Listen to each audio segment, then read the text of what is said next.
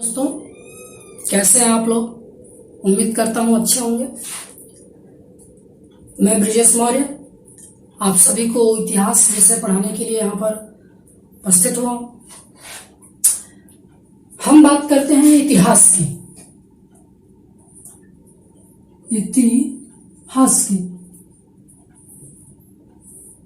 तो हम तुरंत जो है कि बाकी लोगों की तरह तुरंत इतिहास नहीं शुरू कर देते हैं कि इतिहास को 3 भागों में बांटा गया, प्रागैतिहासिक काल, आद्य ऐतिहासिक काल और ऐतिहासिक काल। पहले हम समझते हैं ये इतिहास क्या है, कैसे बना है ये। ठीक है, तो यदि हम इतिहास का खंडन करें तो ये 3 शब्दों से मिलकर बना है। इति धन धन आस। इति मतलब होता है इस प्रकार, इस प्रकार। हा मतलब निश्चय ही,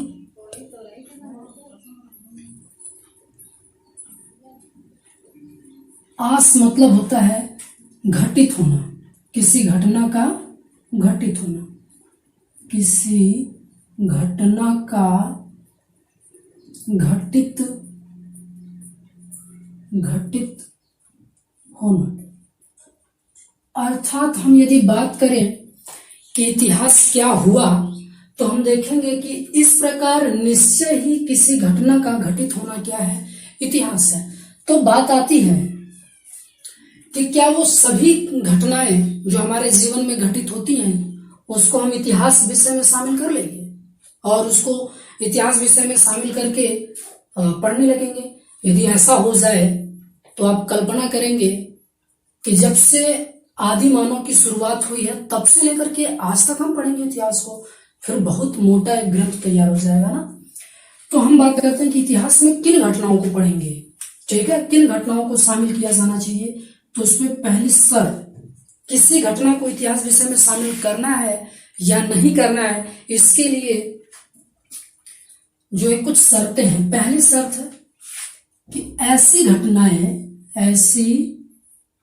घटनाएं जो मानव जीवन को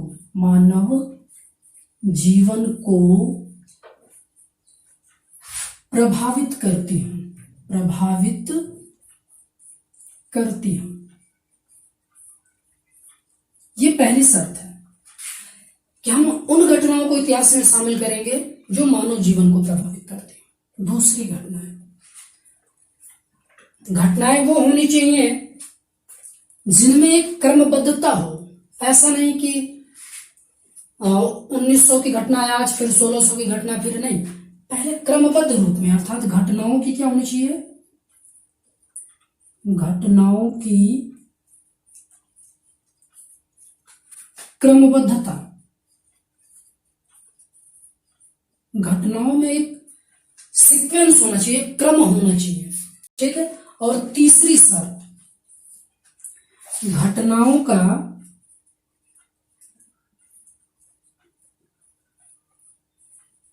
साक्ष्य होना जरूरी है।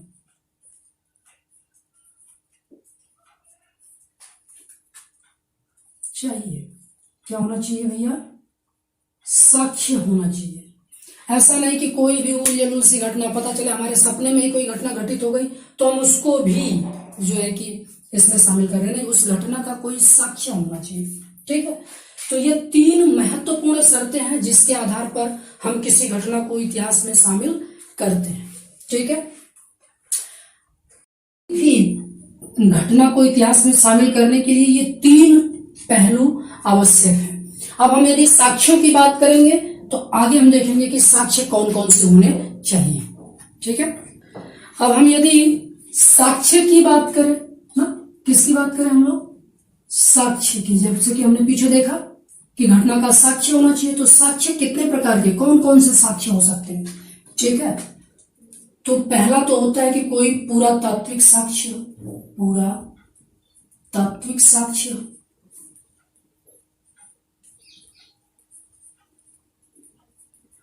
दूसरा हो सकता है कोई साहित्यिक साक्ष्य हो, साहित्यिक साक्ष्य हो सकता है। और तीसरा हो सकता है मेरे भाई, वो हो सकता है विदेशी विवरण। विदेशी विवरण, हमने बहुत सारी पुस्तकें पढ़ी कि रेनेसां की, सीयू की और भी मेगास्थनीज की, इंडिका, ये सारी पुस्तकें हमें उस समय के तत्कालीन इतिहास के विषय में जानकारियां देती हैं। अब यदि हम पुरातात्विक साक्ष्य को वर्गीकृत करें तो क्या क्या हो सकते हैं पुरातात्विक साक्ष्य में?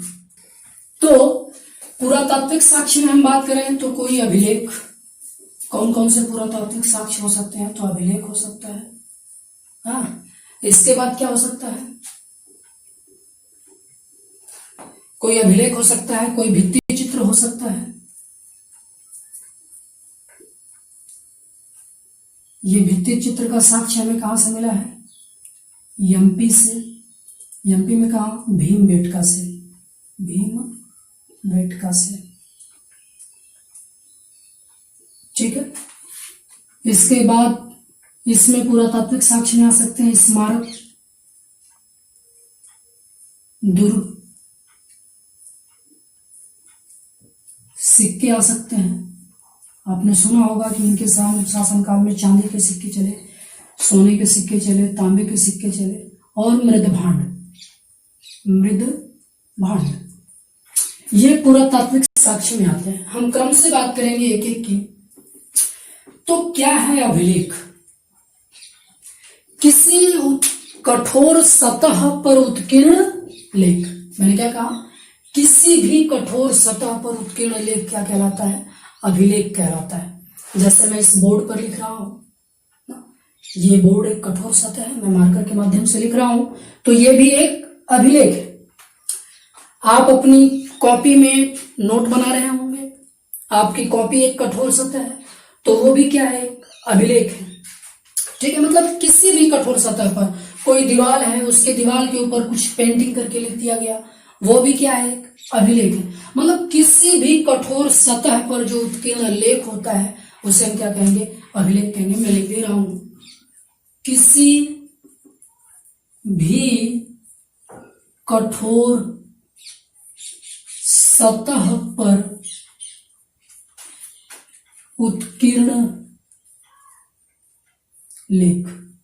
किसी भी कठोर सतह पर उत्कीर्ण लेख क्या कहलाता है? अभिलेख कहलाता है। आगे हम बात करें कि अभिलेख कितने प्रकार के होते हैं, या हम किन्हें किन्हें अभिलेख कहेंगे, ठीक है। तो हम देखें कि हम किन्हें किन्हें अभिलेख कहेंगे। तो यदि अभिलेख को हम वर्गीकृत करें तो हो सकता है शिलालेख, शिलालेख,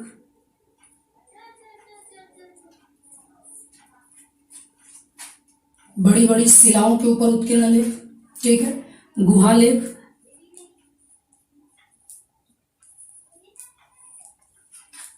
स्तंभ लेख,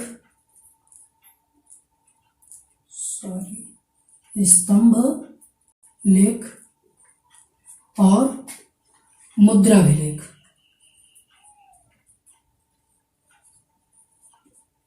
ठीक है। यदि हम शिलालेखों की बात करें तो ये बड़ी बड़ी सी होती थी शिलाएं, बड़ी बड़ी सी क्या होती थी? शिलाएं होती थी, और इन शिलाओं के ऊपर कुछ लाइनें लिख दी जाती थी, और जो एक लाइन लिखी जाती थी, एक लाइन बराबर होती थी एक शिलालेख के। किसके? एक शिलालेख के, ठीक है। बड़ी बड़ी शिलाओं के ऊपर कुछ लाइनें राजाओं द्वारा लिख दी जाती थी, जैसे कि आपने सुना होगा अशोक के शासनकाल में ढेर सारे शिलालेख लिखे गए, 14 शिलालेखों का निर्माण कराया था अशोक ने। तो ये एक लाइन जो होती है वो एक शिलालेख को प्रदर्शित करती है, ठीक है। कुल 14 शिलालेखों की संख्या है। यदि हम आगे इनको वर्गीकृत करेंगे तो कुछ लघु शिलालेख हैं, कुछ बृहद शिलालेख हैं, ठीक है। इसी तरह गुहालेख का यदि हम आगे वर्गीकरण करें तो ऐसे होती थी कुछ गुफाएं, और गुफाओं का ये द्वार और इस द्वार के ऊपर एक आध लाइनें ऐसे लिख दी जाती थी और इसे हम क्या कहते थे, गुहा लेख कहते थे। अशोक का स्तंभ लेख का नाम आपने सुना होगा। तो स्तंभ लेख कुछ इस प्रकार से एक स्तंभ होता था ना, और स्तंभ का एक टॉप होता था ये गोलाकार में, यहां पर किसी जानवर का चित्र होता था, ठीक है, किसी जानवर का चित्र होता था, और नीचे ऐसे एक संरचना बनी होती थी, और इस संरचना को हम क्या कहेंगे, आवांगमुखी कमल। क्या कहेंगे, आवांगमुखी कमल, ठीक है। और इसके बाद इन शिलालेखों पर ऐसे लाइनें उत्कीर्ण कर दी जाती थी, ठीक है। ये किसी जानवर का चित्र था, किसका, जानवर का। जैसे कि अशोक के सारनाथ स्तंभ लेख में देखेंगे तो यहां पर सिंह का चित्र बना हुआ है ना। तो हमने देखा कि शिलालेख क्या चीज होता है, गुहालेख क्या होता है, स्तंभ लेख क्या होता है। जब हम मौर्यकालीन इतिहास पढ़ेंगे और मौर्यकालीन इतिहास में मुख्यतः मौर्यकालीन इतिहास की जानकारी के स्रोत पढ़ेंगे हम लोग, और उसमें वापस आकर के जब हम पुरातात्विक साक्ष्य की बात करेंगे तो वहां पर हम आपको और ज्यादा डिटेल से बताएंगे कि शिलालेख मूलतः कितने प्रकार के होते हैं, 2 प्रकार के होते हैं। एक होता है लघु शिलालेख और एक होता है बृहद शिलालेख, ठीक है। मैं साइड होकर बोल रहा हूं और तब तक आप लोग स्क्रीनशॉट ले लीजिए, ठीक है। लघु शिलालेख और बृहद शिलालेख होते हैं। इसी तरह लघु स्तंभ लेख और बृहद स्तंभ लेख होते हैं। गुहालेख भी 2 तरह के होते हैं। ये कहां से लिए गए हैं, कहां से मिले हैं, किन स्थानों से मिले हैं, स्थानों का क्रम, ये सारी बातें स्क्रीनशॉट हो गया होगा। ये सारी बातें हम लोग डिटेल से उसमें देखेंगे, ठीक है। तो और आगे लिखते हैं इनको, ठीक है। तो हमने पूरा तात्विक साक्ष्य पढ़ लिया है, ठीक है। अब हम पढ़ेंगे साहित्यिक साक्ष्य। तो साहित्यिक साक्ष्य की 2 शाखाएं हैं ना। एक तो होता है धार्मिक साहित्यिक साक्ष्य। कौन सा, धार्मिक साहित्यिक साक्ष्य, और एक होते हैं धर्मेत्तर। धर्मेत्तर का मतलब है ये कोई धार्मिक ग्रंथ नहीं है, ठीक है। जैसे चरक संहिता, ये कोई ग्रंथ नहीं है, ठीक है, लेकिन वो भी हमें प्राचीन इतिहास के बारे में जानकारी अच्छी देता है ना। धार्मिक साहित्यिक साक्ष्य की बात करें तो जैसे हम लोग जैन धर्म पढ़ते हैं तो जैन धर्म, बौद्ध धर्म, और इनमें तमाम ग्रंथ लिखे गए हैं, धार्मिक ग्रंथ लिखे गए हैं, जैसे भगवती सूत्र, अंगुत्तर निकाय ना। इसके बाद बहुत सारे वैदिक सभ्यता में जब हम जाएंगे तो वहां पर बहुत सारे वेद लिखे गए, ऋग्वेद, सामवेद, यजुर्वेद, अथर्ववेद ना। और इसमें फिर 18 पुराण लिखे गए ना, जैसे वायु पुराण, विष्णु पुराण, भगवत पुराण, तमाम पुराण लिखे गए ना। तो ये सारी चीजें हमें किसके बारे में जानकारी देती हैं, धार्मिक साहित्यिक साक्ष्य हैं वो, जो हमें एक लिखित जानकारी देते हैं, ठीक है। आगे यदि हम वर्णन करें तो विदेशी विवरण आते हैं, जिसमें हमारे यहाँ कुछ शासकों के शासनकाल में विदेशी यात्री भारत आए थे ना, और उन्होंने इनके बारे में जानकारी दी। जैसे हम चंद्रगुप्त मौर्य के शासनकाल में बात करें तो एक व्यक्ति आया था मेगास्थनीज। मेगास्थनीज ने एक पुस्तक लिखी थी, कौन सी, इंडिका। आप कहा जाता है कि मेगास्थनीज की जो पुस्तक है इंडिका, वो मौर्यकालीन जानकारी का सबसे प्रामाणिक स्रोत माना जाता है। और यदि हम अर्थशास्त्र, चाणक्य के अर्थशास्त्र के बाद बात करें तो मौर्यकालीन जानकारी का जो सबसे प्रामाणिक स्रोत माना जाता है वो क्या है, मेगास्थनीज की इंडिका। हालांकि इसमें भी कुछ अफवाहें लिखी गई हैं, वो अफवाहें क्या क्या हैं हम लोग मौर्य काल में बात करेंगे। वेनसांग हर्षवर्धन के शासनकाल में आए थे, वेनसांग। और वेनसांग की जो पुस्तक है वो है सी यू की ना। ह्वेनसांग की पुस्तक कौन सी? सी यू की। ठीक है। ह्वेनसांग के बाद आते हैं फाहियान, फाहियान।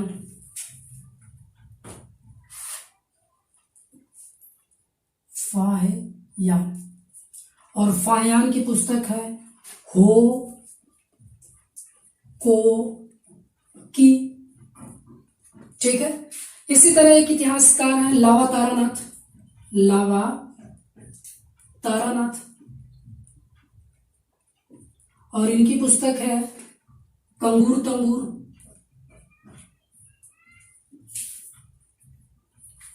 ना, हम एक एक इन लोगों के बारे में अभी सिर्फ हम बता रहे हैं कि विदेशी विवरण से हमें कैसे जानकारी मिलती है। ठीक है। हम मौर्यकाल पढ़ेंगे तो डिटेल से इंडिका के बारे में पढ़ेंगे, कम से कम एक वीडियो। जब हम लोग चंद्रगुप्त मौर्य पढ़ेंगे तो मेगास्थनीज के बारे में डिटेल से पढ़ेंगे। ठीक है। यूं मैं कहूं कि डिटेल से मतलब एक वीडियो सिर्फ हम लोग इंडिका पर ही पढ़ेंगे। ठीक है। 30-40 मिनट की जो भी क्लास लगे। ह्वेनसांग के बारे में जब हम पढ़ेंगे, ठीक है, हर्षवर्धन का काल आएगा तो सी युकी के बारे में हम लोग डिटेल से पढ़ेंगे। चंद्रगुप्त द्वितीय का जब शासनकाल आएगा तो हम लोग फाहियान और होकोकी के बारे में पढ़ेंगे, और उसी तरह से गुप्त काल जब आएगा तो हम लोग लावा तारानाथ के कंगूर तंगूर के बारे में डिटेल से पढ़ेंगे। ठीक है। तो ये तो रहे हमारे साक्ष्य परिवार। ठीक है। आगे हम बात करते हैं। तो मित्रों, हमने अभी तक इतिहास को देखा कि बेसिकली मूलतः इतिहास है क्या। ठीक है। इतिहास शब्द से हमने शुरुआत की थी। अब हम इतिहास का खंडन करें कि इतिहास को कितने भागों में बांटा जाता है। ठीक है। तो हम देखेंगे कि इतिहास को मूलतः 3 भागों में बांटा जाता है। ठीक है, साक्ष्यों के आधार पर। तो पहला होता है प्राग ऐतिहासिक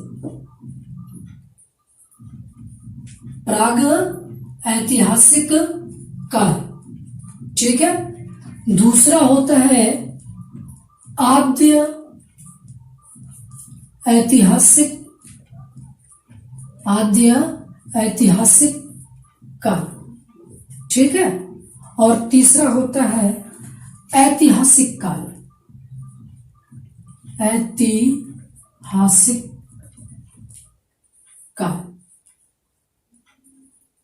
सर, ये प्रागैतिहासिक, आद्य ऐतिहासिक और ऐतिहासिक काल है क्या ना? तो हम बात करेंगे कि ऐसा इतिहास जिसका कोई लिखित साक्ष्य न हो, जिसका कोई लिखित साक्ष्य न हो, लिखित साक्ष्य न हो। ठीक है। उसे हम क्या कहेंगे? प्रागैतिहासिक काल, आद्य ऐतिहासिक काल। जिसका लिखित साक्ष्य तो हो, जिसका लिखित साक्ष्य तो हो परंतु पढ़ा न गया हो। और तीसरा होता है ऐतिहासिक काल, जिसका लिखित साक्ष्य भी हो, जिसका लिखित साक्ष्य भी हो, वह पढ़ा जा सके। ठीक है। तो उसे हम क्या कहेंगे? ऐतिहासिक काल। ठीक है। तो आप कहेंगे सर, जब लिखित साक्ष्य ही नहीं है तो इसको इतिहास में कैसे? मैंने कहा था ना कि जरूरी नहीं कि लिखित साक्ष्य होगा तभी, पूरा तात्विक साक्ष्य के आधार पर भी इनको हम इतिहास में शामिल कर सकते हैं ना। तो यदि हम प्रागैतिहासिक काल को पढ़ें, ठीक है, जिसका लिखित साक्ष्य न हो, तो हम देखेंगे अलग अलग जगहों पर हम पढ़ेंगे पाषाण काल मूलतः इसमें आता है ना, प्रागैतिहासिक काल। अब हम कौन सा काल पढ़ेंगे? पहले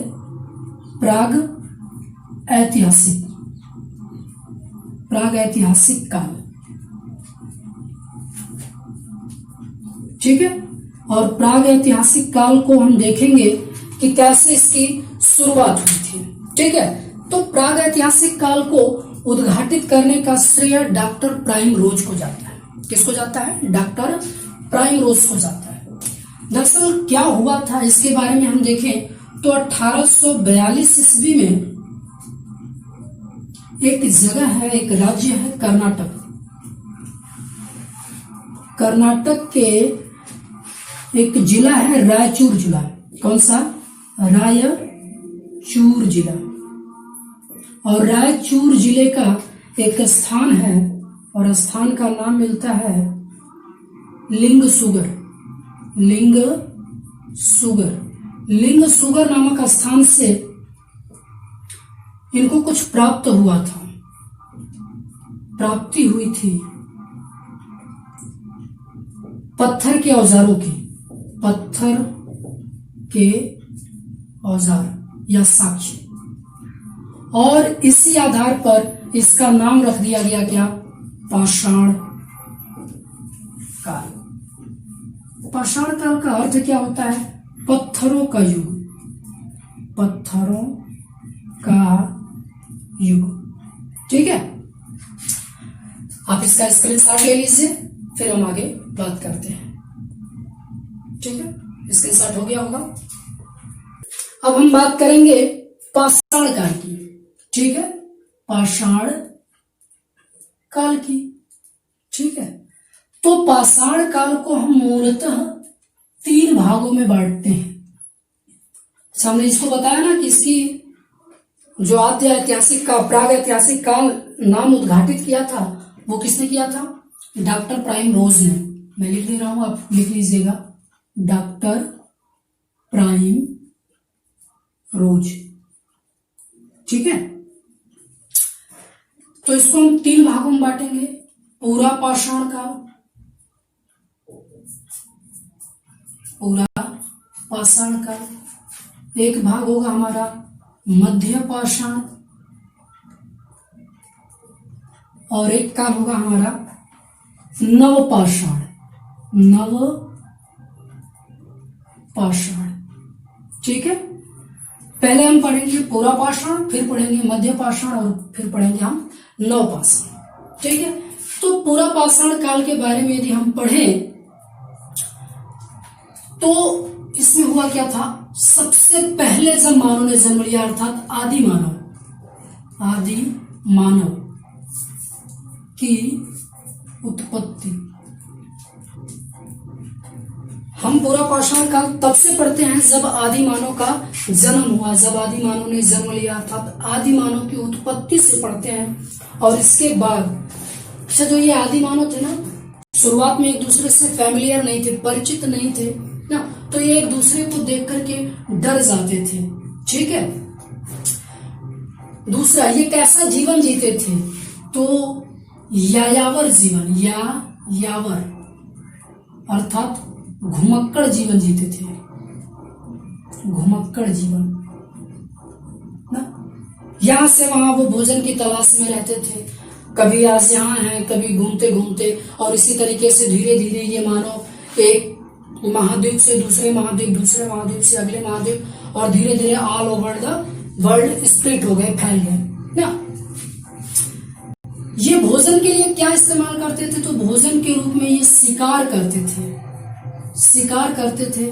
और जब शिकार करते थे तो सिंपल सी बात है, शिकार करने के लिए किसका औजार इस्तेमाल करेंगे? औजार का। जो इनका औजार था वो बड़ा था, वह अनगढ़ित था, अनगढ़ित औजार था। ठीक है, बड़ा था और अनगढ़ित औजार था। ठीक है, और औजार के रूप में जो पहला प्रमाण मिला था, औजार था क्या इनका? हस्त कुठार। क्या था भैया? हस्त कुठार। अब बात करेंगे सर बस ऐसे ही क्या? तो हमने कहा ना कि हर चीज का एक साक्ष्य होना चाहिए, तो साक्ष्य कहां से मिला इसका? 1863 ईस्वी में। कब? 1863 ईस्वी में मद्रास में एक जगह है, मद्रास में एक जगह है पल्लवरम, पल्लवरम। ठीक है, पल्लवरम से प्राप्त हुआ है, मद्रास से। खोज किसने की इसकी? यदि हम बात करें कि इसकी सर खोज किसने की 1863 में, तो हम जानेंगे कि रॉबर्ट ब्रसफुट ने, किसने, रॉबर्ट ब्रसफुट ने इसकी खोज की थी। ठीक है, शिकार के लिए ये औजार इस्तेमाल करते, जो औजार था वो बड़ा था और अनगढ़ित था। पहला औजार क्या मिला था इनका, हस्त कुठार। साक्ष्य कहां से मिला, 1863 में मद्रास के पल्लवरम से, और खोज किसने की थी, डॉक्टर ब्रसफुट ने इसका। तो रॉबर्ट ब्रसफुट ने हस्त कुठार की खोज की। दूसरी यदि हम इसके बारे में बात करें तो मानव समूह में निवास नहीं करता था, समूह में निवास नहीं करता था, नहीं करता था। जैसा कि मैंने बताया ना, ये एक दूसरे से फैमिलियर नहीं थे, देखकर डर जाते थे एक दूसरे को। ठीक है, तो ये हमेशा एक दूसरे से दूर दूर ही रहते थे। सर इसके क्या आज भी हम यदि खोजें इनको तो मिलेंगे, जी बिल्कुल मिलेंगे। इनके स्थल कहां कहां से मिले हैं, तो इनके स्थल मिले हैं डिडवाना से, डिडवाना, डेगाना, बूढ़ा पुष्कर, बूढ़ा पुष्कर और जायसर से,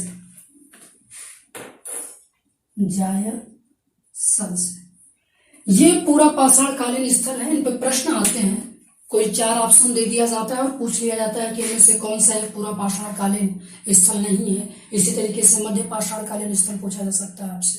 ठीक है, तो स्थल आपसे पूछा जाए कौन कौन सा है, तो डिडवाना, डेगाना, बूढ़ा पुष्कर और जायसर, ये 4 स्थल मिले हैं। आप इसका स्क्रीनशॉट ले लीजिए। इसके बाद में इसको मिटाता हूं और हम मध्य पाषाण काल की बात करेंगे। ठीक है, तो अब हम बात करेंगे मध्य पाषाण काल का।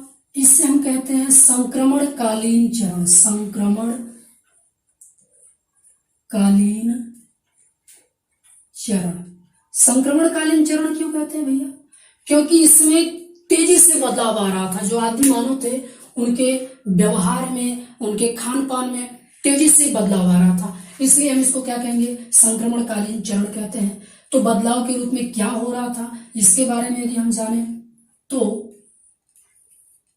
पहला, अब मानव समूह में निवास करने लगा। पीछे हमने पढ़ा कि समूह में निवास करने लगा।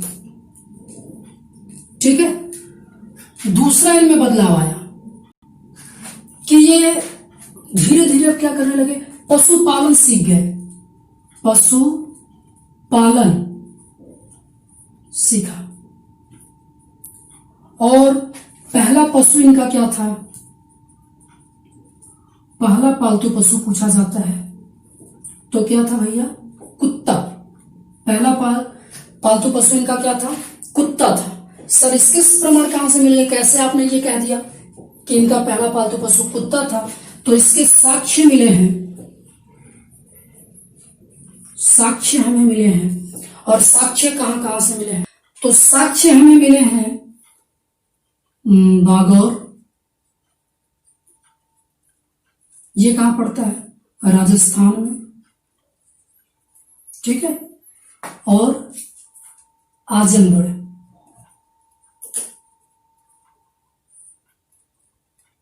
यूपी में। लेखपाल वीडियो और तमाम जो यूपी स्टेट के स्पेशल क्वेश्चन जो है उनके लिए ये महत्वपूर्ण है, यूपी वालों के लिए, राजस्थान वालों के लिए ये महत्वपूर्ण है। ठीक है, क्योंकि ये प्रश्न पूछा जा सकता है आपसे कि प्रागैतिहासिक काल मध्य पाषाण कालीन कुत्ते के अवशेष उत्तर प्रदेश में कहां से मिले हैं, तो हम कहेंगे आजमगढ़ से मिले हैं। ठीक है, दूसरी हमने इनकी बात करें तो पालन, पशुपालन सीख लिया था इन्होंने। तीसरी बात करें, जो इनका औजार था, पीछे हमने देखा था कि ये बड़ा था ना और अनगढ़ित था, अब ये छोटा हो गया था और वह गढ़ित था, गढ़ित औजार था ना। और इस काल को हम कहते हैं सूक्ष्म पाषाण काल, सूक्ष्म पाषाण काल। अंग्रेजी में इसको कहते हैं मैक्रोलिथ्स, मैक्रोलिथ्स, ठीक है। और जो तकनीकी थी ये औजार बनाने की, तकनीकी उसे हम फ्लूटिंग कहते हैं। क्या कहते हैं भैया? फ्लूटिंग कहते हैं, ठीक है। ये प्रश्न पूछा जाता है कि मध्यकाल पाषाणकालीन औजार बनाने की जो तकनीकी थी उसे हम क्या कहते हैं? तो फ्लूटिंग कहते हैं, ठीक है। यदि हम बात करें कि सर इसके साक्ष्य कहां कहां से मिले हमें, स्थल कौन कौन से हैं इसके, तो हम स्थलों की बात करेंगे तो एक तो हमारा बागौर राजस्थान, हाँ, दूसरा आजमगढ़ यूपी, आजमगढ़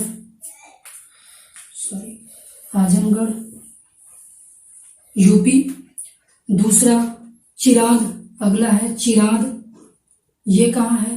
बिहार में, ठीक है। अगला पूछा जाए तो क्या है? सांभर, कहाँ में है? तो राजस्थान में है। और यही सांभर से वृक्षारोपण के प्राचीनतम साक्ष्य मिले हैं,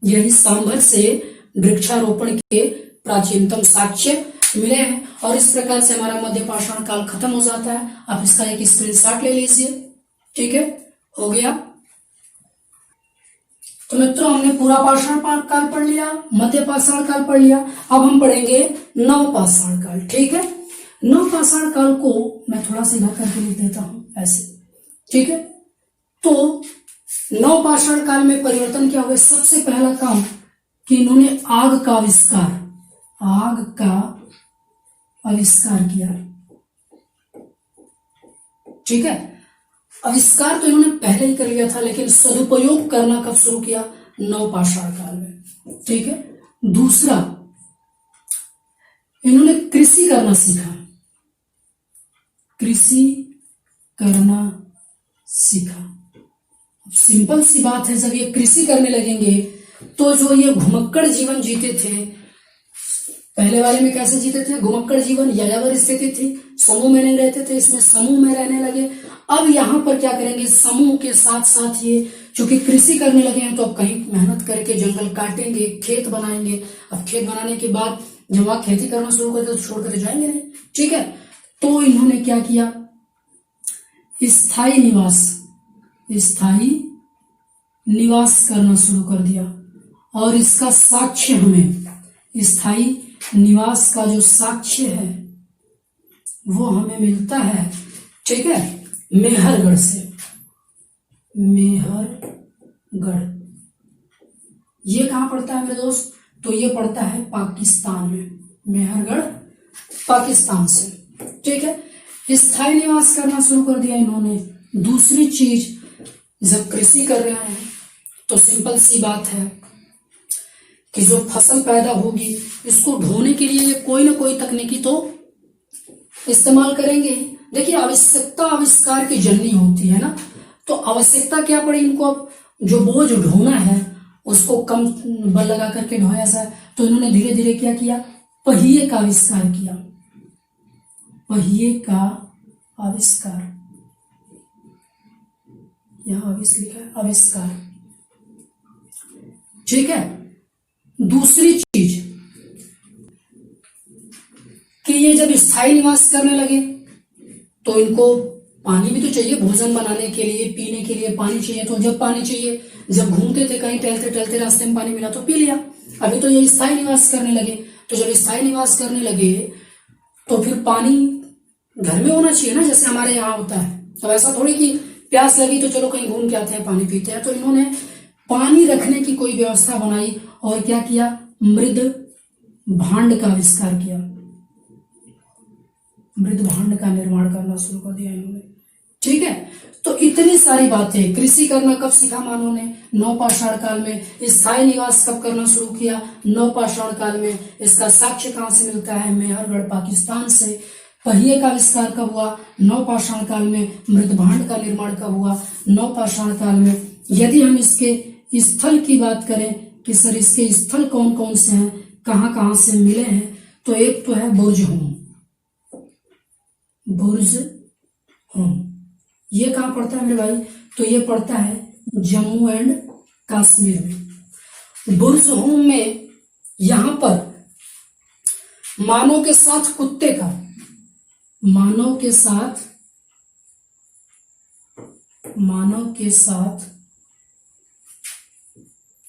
कुत्ते के दफन का साक्ष्य मिला है। कुत्ते के दफन का साक्ष्य या कुत्ते का समाधान लिख दें, ठीक है। और दूसरा जो बुर्ज होम से बात मिलती है वो मिलती है गर्तावास। गर्तावास, ये गड्ढों में निवास करते थे ना, जैसे जमीन के अंदर ऊपर से, जैसे हम आज अपनी देहाती लैंग्वेज में जो हम लोग कहते हैं कि भूइंधर्रा ना, तो जमीन के नीचे ये कुछ इस तरीके से मकान बनाते थे कि ऊपर फ्लैट जमीन है और नीचे उसके ढेर सारे मकान बने होते थे। तो गर्तावास के निवास हमें कहां से मिलते हैं? बुर्ज होम से। इसके बाद हमें गुफराल, दूसरा साक्ष्य हमें कहां से मिला है? गुफराल, ये भी कहा है मेरे भाई? तो J&K में। अगला जो स्थल मिले हैं हमें गुफराल के अलावा वो मिले हैं, गुफराल को हम कहते हैं कुम्हार की गुफा। क्या कहते हैं? कुम्हार की गुफा, कुम्हार की गुफा, ठीक है। तो हमें स्थल कौन कौन से मिल गए? तो एक तो मेहरगढ़ हो गया पाकिस्तान में, दूसरा बुर्ज होम जम्मू कश्मीर में, गुफराल जम्मू कश्मीर में, ठीक है। आप इसका स्क्रीनशॉट ले लीजिए, हो गया होगा। तो हमारा इस तरीके से प्राग ऐतिहासिक काल खत्म होता है। अगले वीडियो में हम लोग आद्य ऐतिहासिक काल में पढ़ेंगे, आद्य ऐतिहासिक काल को पढ़ेंगे, ठीक है। तब तक के लिए